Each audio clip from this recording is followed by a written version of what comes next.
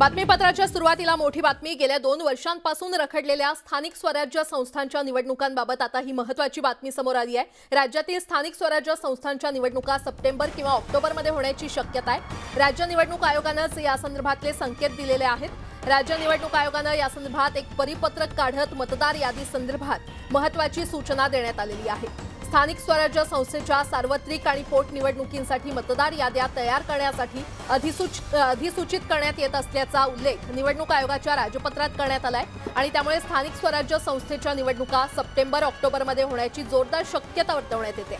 राज्यात 26 महानगरपालिका, 25 जिल्हा परिषदा आणि 207 नगरपालिका पंचायत समित्यांच्या निवडणुका रखडलेल्या आहेत। या व्यतिरिक्त 92 नगरपरिषदांमधल्या ओबीसी राजकीय आरक्षणाचा मुद्दा देखील अद्याप प्रलंबित आहे। सुप्रीम कोर्टात या संदर्भात गेल्या कित्येक महिन्यांपासून सुनावण्या सुरू आहेत।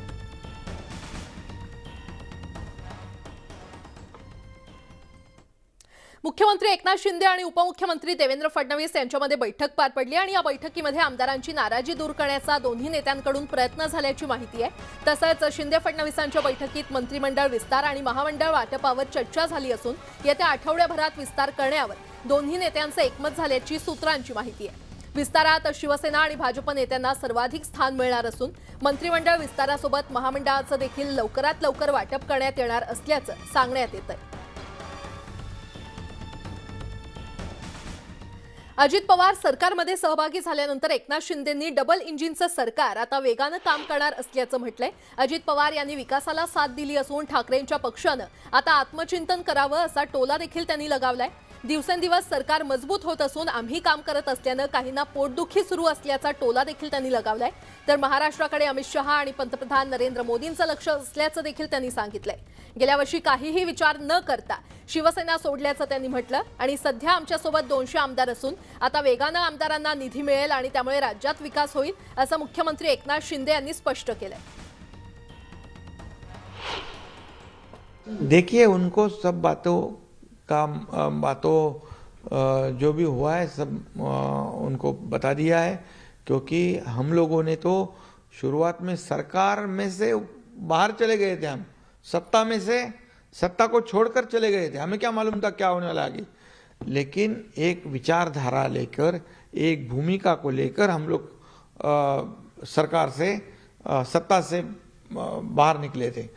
तो हम सत्ता के लालच में, कुर्सी के लालच में हम लोग ने निर्णय नहीं लिया है।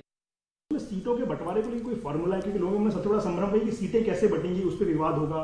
देखिए, लोकसभा विधानसभा चुनाव में तो कोई दिक्कत नहीं है। जो है विधायक, उनकी सीटें बरकरार रहेगी। जो बचेंगे उसमें हम तीनों मिलके ये कर लेंगे। कोई प्रॉब्लम नहीं है, बिल्कुल प्रॉब्लम नहीं आएगा। आपल्याला जी संधी मिळते त्या संधीचा उपयोग काहीतरी देण्यासाठी करायला हवा। पद येतात, पद जातात। मला काहीतरी व्हायचंय म्हणून काहीही करायचं। आता अनेकांना मुख्यमंत्री व्हायचंय, माझ्या आता मनातही येत नाही असा टोला उद्धव ठाकरे यांनी लगावलाय। तर दुसरीकडे काही जण स्वतःला संघर्ष यात्री म्हणत सुरत आणि गुवाहाटीला जात असल्याचा टोला देखील त्यांनी शिवसेनेला लगावलाय। टूर्स अँड ट्रॅव्हल्स वाले पण खूप आहेत। सुरत, गुवाहाटी वगैरे वगैरे असे ट्रॅव्हलिंग खूप होतं।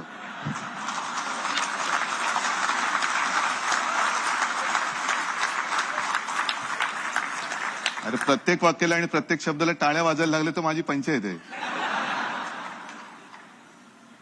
पण यात्र्यांमध्ये संघर्ष यात्री हा एक शब्द आहे, तो आपण विसरायला लागलेलो आहोत। आपण प्रत्येकाने हाच विचार केला पाहिजे की जी संधी आपल्याला मिळते त्याचा उपयोग मी देण्यासाठी काय केला। मला काहीतरी व्हायचंय, माझ्या तर आता मनात सुद्धा नाही। आणि मला वाटतं पृथ्वीराजजी, अशोकराव, तुम्हाला सुद्धा आता अनेकांना मुख्यमंत्री व्हायचंय। सुशील कुमारजी, आपण सुद्धा त्याच्यात, म्हणजे आपण आता एका ग्रुप मधले आहोत। कारण सुरुवातीला उल्लेख होता, म्हटलं इकडे अरे सगळेच माझी दिसतायत। पावसाळ्यापूर्वी, पावसाळा अधिवेशनापूर्वी ठाकरे गटाला आता मोठा धक्का बसणार का असा प्रश्न उपस्थित होतोय। कारण मनीषा कायंदे यांच्या पाठोपाठ आणखी एक विधान परिषद आमदार आणि उपनेत्या मुख्यमंत्री एकनाथ शिंदे यांच्या शिवसेनेमध्ये पक्षप्रवेश करणार असल्याची माहिती वरिष्ठ सूत्रांनी न्यूज 18 लोकमतला दिली आहे। पुण्यातील 2 महत्त्वाच्या पदाधिकाऱ्यांसोबत आज शिवसेनेमध्ये पक्षप्रवेश करणार असल्याची सूत्रांकडून माहिती प्राप्त होते। या क्षणाची अतिशय मोठी बातमी आपण पाहतोय आणि आता त्यामुळे पावसाळी अधिवेशनापूर्वीच ठाकरे गटाला मोठा धक्का मिळण्याची शक्यता शक्यता आहे, कारण मनीषा कायंदे यांच्या पाठोपाठ आता आणखी एक विधान परिषद आमदार आणि उपनेत्या मुख्यमंत्री एकनाथ शिंदे यांच्या शिवसेनेमध्ये पक्षप्रवेश करणार असल्याची माहिती वरिष्ठ सूत्रांनी न्यूज 18 लोकमतला दिली आहे. पुण्यातील 2 महत्त्वाच्या पदाधिकाऱ्यांसोबत आज शिवसेनेमध्ये पक्षप्रवेश करणार असल्याची सूत्रांकडून माहिती मिळते आणि या संदर्भात अधिक माहिती देत आहेत आमचे प्रतिनिधी उदय जाधव आपल्यासोबत जोडले गेलेले आहेत. उदय, जी सूत्रांकडून माहिती मिळते त्यानुसार शिवसेना उद्धव बाळासाहेब ठाकरे पक्षाला आणखीन एक मोठा धक्का बसण्याची शक्यता आहे. विशेष करून विधान परिषदेतले आमदार याआधी मनीषा कायंदे यांनी शिवसेना म्हणजेच मुख्यमंत्री एकनाथ शिंदे यांच्या पक्षामध्ये प्रवेश केला होता. त्या पाठोपाठ आता आणखीन एक विधान परिषदेचे आमदार जे आहेत ते मुख्यमंत्री एकनाथ शिंदे यांच्या संपर्कात आहे आणि लवकरच त्याचा पक्षप्रवेश होणार असल्याचं देखील सांगितलं जात आहे. त्याचबरोबर पुण्यातले पदाधिकारी देखील त्यांच्यासोबत पक्षप्रवेश करतील अशी शक्यता व्यक्त केली जात आहे. अद्याप या विधान परिषद आमदारांचं नाव जे आहे ते बाहेर जे आहे ते जाहीर करण्यात आलेलं नाहीये. मात्र लवकरच त्यांचा पक्षप्रवेश होईल असं देखील सांगण्यात येत आहे आणि हा पक्षप्रवेश ठाकरे गटासाठी खूप मोठा धक्का असणार असं देखील सांगण्यात येत आहे. पावसाळी अधिवेशनापूर्वी हा एक खूप मोठा धक्का जो आहे ठाकरे गटाला बसणार असल्याची शक्यता आहे. बरं उदय, धन्यवाद या सविस्तर माहितीसाठी. राष्ट्रवादीतील फुटीनंतर राज्यातील राजकारणाची चर्चा ही सध्या देशभर सुरू आहे आणि केंद्रीय वाहतूक मंत्री नितीन गडकरी यांनी देखील या मुद्द्यावरून तुफान फटकेबाजी केली आहे. अनेकांचे कोट शिवून तयार होते. आता जे मंत्री होणार होते ते याकरता दुःखी आहेत की आता आपल्याला संधी मिळणार की नाही, कारण प्रचंड गर्दी झाली आहे असं गडकरी म्हटलेत. आपण स्वीकारलं की माझ्या अवकादी आणि हैसियतपेक्षा मला जास्त मिळालं आहे तर हा माणूस आनंदी राहतो. नाही तर जे नगरसेवक आहेत ते याकरता दुःखी आहेत की आमदार झाले नाहीत, आमदार याकरता दुःखी आहेत की ते मंत्री झाले नाहीत, मंत्री जे दुःखी आहेत ते याकरता दुःखी आहे की मला चांगलं खातं मिळालं नाही, आणि आता जे होणार होते ते याकरता दुःखी आहे की आपला चान्स आता येतो का नाही येत, एवढी गर्दी झाली. पहिले तयारच होता, सूट गीट शिवून तयार होते बिलकुल, केव्हा येते आणि केव्हा जातो. आता त्या सुटाचं काय करायचं प्रश्न आहे. गर्दी झाली. मी बरंच रामदासजींना म्हटलं की या हॉलची कॅपॅसिटी 2200 आहे, किती आले तरी बसू शकतात, पण मंत्रिमंडळाची अशी कॅपॅसिटी नाही वाढवता येत. भाजप शिवसेना सरकारमध्ये मंत्रिपदाची शपथ घेणारे 9 आमदार तसंच पक्षाचे कार्यकारी अध्यक्ष प्रफुल्ल पटेल आणि राष्ट्रीय सरचिटणीस सुनील तटकरे यांच्यासह SR कोहली यांची राष्ट्रवादीमधून हकालपट्टी करण्यात आली. तर राष्ट्रवादी काँग्रेसचे अध्यक्ष शरद पवार यांच्या नेतृत्वावर पूर्ण विश्वास व्यक्त करणारा ठराव बैठकीमध्ये पारित करण्यात आलाय. पाहूयात. मी अजित अनंतराव पवार. अजित पवारांच्या बंडानंतर शरद पवारांनी पक्षावरील आपली पकड अधिक मजबूत केली आहे. गुरुवारी त्यांनी नवी दिल्लीमध्ये पक्षाच्या राष्ट्रीय कार्यकारिणीची बैठक घेत पक्ष संघटना आपल्या मागे उभी असल्याचं दाखवून दिलं. या बैठकीत राष्ट्रीय कार्यकारिणीतील 25 पैकी 22 पदाधिकाऱ्यांनी हजेरी लावली. राष्ट्रवादी कांग्रेस पार्टी का मैं प्रेसिडेंट हूँ, दूसरा किसी ने अपने नाम पर स्टेटमेंट दे दिया, कुछ बात कही, वो बात कह सकते हैं, इसमें कोई इम्पॉर्टन्स नहीं, कोई सच्चाई नहीं. राष्ट्रवादी काँग्रेसमधील सध्याच्या पेचप्रसंगानंतर राष्ट्रवादी काँग्रेसच्या कार्यकारिणीच्या बैठकीत काही महत्त्वाचे ठराव मंजूर करण्यात आले. त्यामध्ये राष्ट्रीय कार्यकारिणीनं शरद पवारांच्या नेतृत्वावर विश्वास व्यक्त करणारा ठराव मंजूर केला. कार्याध्यक्ष प्रफुल्ल पटेल, सुनील तटकरे आणि अजित पवारांसह 9 आमदारांना पक्षातून बडतर्फ करण्याच्या निर्णयावर शिक्कामोर्तब करण्यात आला. तसंच पक्षविरोधी कारवाया करणाऱ्यांवर कारवाई करण्याची विनंती अध्यक्ष शरद पवारांना करण्यात आली. सगळ्या राज्याच्या अध्यक्षांचं म्हणणं होतं की लोकांमध्ये चीड आहे, जो प्रकार झाला, ज्यांनी हा प्रकार केला त्यांच्याबद्दल, आणि त्यामुळे साहेब आप डटे रहे. जे काय त्यांनी ऍक्शन्स घेतलेले आहेत सस्पेन्शनच्या, त्याच्यावर शिक्कामोर्तब करण्यासाठी आजची म्हणजे अजित पवार, छगन भुजबळ यांना निलंबन करण्यात आलं, प्रफुल्ल पटेल यांना निलंबन करण्यात, सुनील तटकरे यांना निलंबन करण्यात.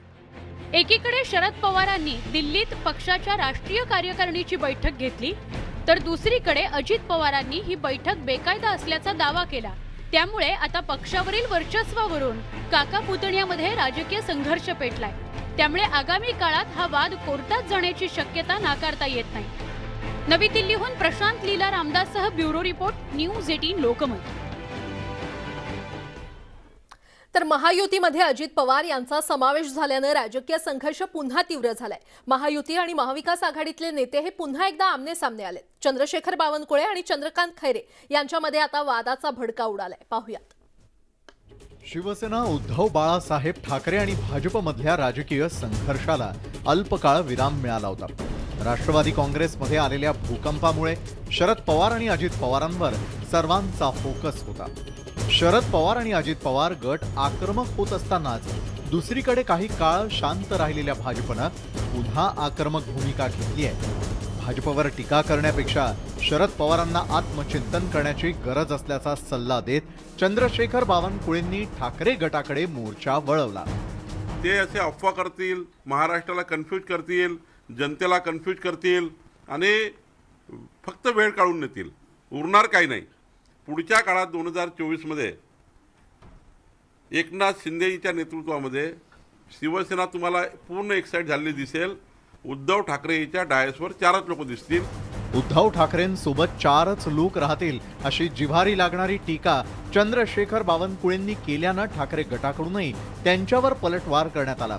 तुमचंच प्रदेशाध्यक्ष पद धोक्यात असल्याचा टोला माजी खासदार चंद्रकांत खैरे यांनी लगावलाय. बावनकुळेंना म्हणा की उद्धव साहेबांसमोर 4च लोक राहतील, ते कोण राहतील इतकं तरी सांगावं. पण बावनकुळेंना म्हणा तुम्ही सुद्धा आता जाणारच आहात, कारण सगळ्या देशातल्या राज्याचे प्रमुख बदलत आहेत.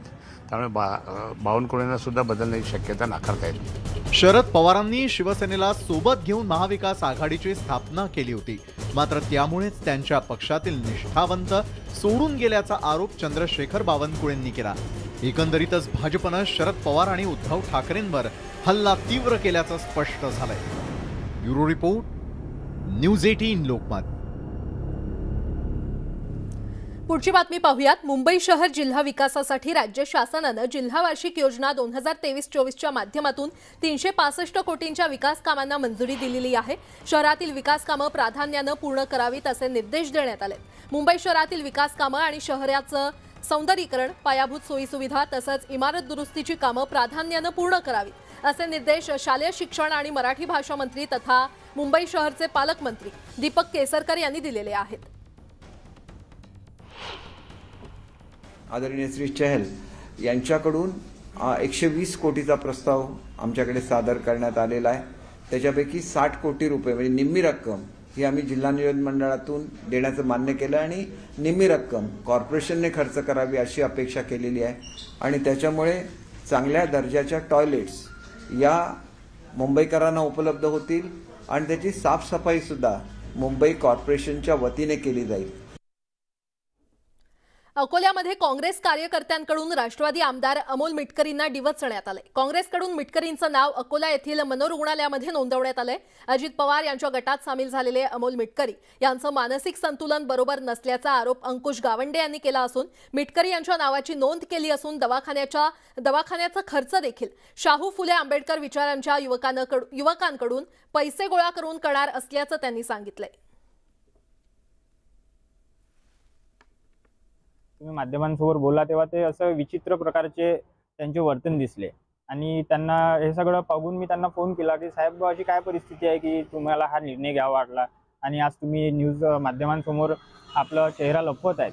तर त्यांची जे प्रश्नाची उत्तरं होती ती मला अशी उडवाउडवीची वाटली आणि विचित्र वाटली. तर मी माझ्या सहकाऱ्यांशी चर्चा केली. त्यांना विचारलं की बाबा आमदार साहेब आपले असे का वागत आहेत. तर मला कुठेतरी असं जाणवलं की त्यांच्या मानसिक काहीतरी परिणाम झालेला दिसतोय आणि लगेच आम्ही तिरुक हॉस्पिटल या ठिकाणी जाऊन त्यांच्या नावाची नोंदणी केली. त्यांचा नंबर लावला की आता उद्या जेणेकरून ते येऊन या ठिकाणी उपचार घेऊ शकतात. ब्रेक नंतर आपलं पुन्हा एकदा स्वागत. पुढची बातमी पाहूयात. धाराशिवमध्ये शरद पवार गटाला मोठा धक्का बसलाय, कारण राष्ट्रवादीचे जिल्हाध्यक्ष सुरेश बिराजदार यांनी राजीनामा दिलेला आहे. पक्षातील फुटीनंतर अस्वस्थ झाल्याचं सांगत त्यांनी राजीनामा दिलाय. बिराजदार यांनी राष्ट्रवादीचे प्रदेशाध्यक्ष जयंत पाटील यांच्याकडे ईमेलद्वारे राजीनामा पाठवला असून आता बिराजदार हे अजित पवार यांच्या गटामध्ये सामील होण्याची चिन्ह आहेत. अजित पवार यांनी वेगळी खेळी करून आपल्या आमदारांना सोबत घेऊन सरकारमध्ये सामील झाले. यावेळी उत्तर महाराष्ट्रातील एकमेव राष्ट्रवादीचे आमदार अनिल भाईदास पाटील यांनाही यात मंत्रिपद मिळालेलं आहे आणि यानंतर मुंबईहून जळगावात मंत्री अनिल पाटील रेल्वेनं दाखल झाले. यावेळी त्यांच्या स्वागतासाठी जमलेल्या राष्ट्रवादी पदाधिकारी आणि कार्यकर्त्यांनी रेल्वे स्थानक परिसरात मोठा जल्लोष केला. तर रेल्वे स्थानकाबाहेर फटाक्यांची आतिषबाजी देखील केली। यावेळी अनिल पाटलांवर जेसीबीतून फुलांचा वर्षाव देखील करण्यात आला।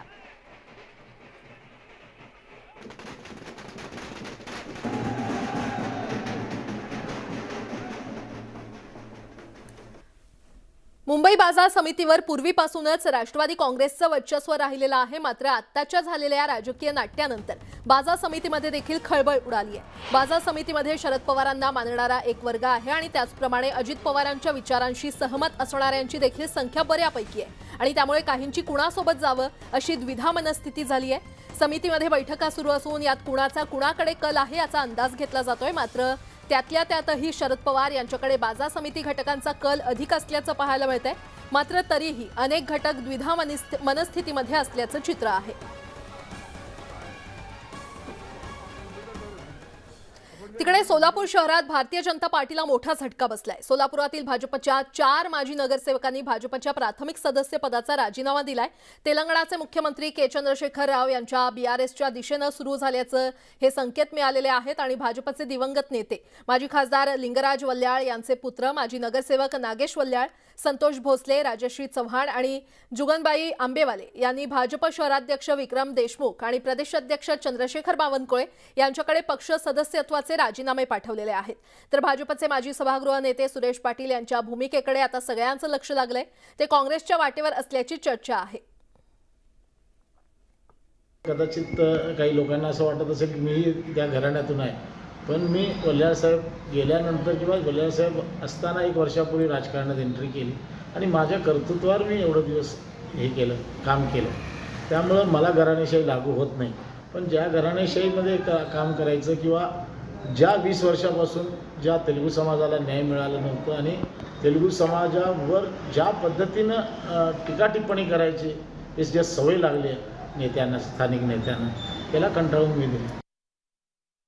गिरणी कामगारांच्या घरांचा प्रलंबित प्रश्न मार्गी लावण्यासाठी ऑगस्टमध्ये सुमारे 5000 घरांची सोडत काढण्याचे प्रयत्न सुरू आहेत। MMRDA मार्फत गिरणी कामगारांसाठी उपलब्ध होणाऱ्या 2521 घरांचा त्यामध्ये समावेश आहे। त्यासह पनवेल भागातील 2500 घरं तयार असून त्या घरांचा देखील साठा सोडतीमध्ये समाविष्ट होण्यासाठी देखील नियोजन सुरू आहे आणि राज्य सरकारकडून याबाबत सकारात्मक प्रतिसाद मिळाल्यास त्यातून 5000 घरांचा एकत्रित साठा एकाच वेळी सोडतीच्या स्वरूपात मिळण्याचा मार्ग मोकळा होणार आहे। बुलढाणा जिल्ह्यातील सिंदखेड राजाजवळ झालेल्या विदर्भ ट्रॅव्हल्सच्या अपघातासंदर्भात एक धक्कादायक माहिती समोर येते। अपघातावेळी बस चालक मद्यधुंद अवस्थेमध्ये असल्याचं धक्कादायक वास्तव फॉरेन्सिक अहवालातून समोर आलंय। या अहवालात बस चालकाच्या रक्ताच्या नमुन्यांमध्ये अल्कोहोल असल्याचं निष्पन्न झालंय। ड्रायव्हर शेख दानिशच्या अपघाताच्या दिवशी गोळा केलेल्या रक्ताच्या नमुन्यात कायदेशीर अल्कोहोल मर्यादेपेक्षा 30% जास्त होता आणि 1 जुलैच्या मध्यरात्री घडलेला तो अपघात समृद्धी महामार्गामुळे नव्हे तर ट्रॅव्हल्स चालवणाऱ्या ड्रायव्हरच्या मद्यपानामुळे घडला होता का अशी शंका आता निर्माण झाली आहे। सिंदखेड राजाजवळ झालेल्या अपघातात 25 जणांचा होरपळून मृत्यू झाला होता।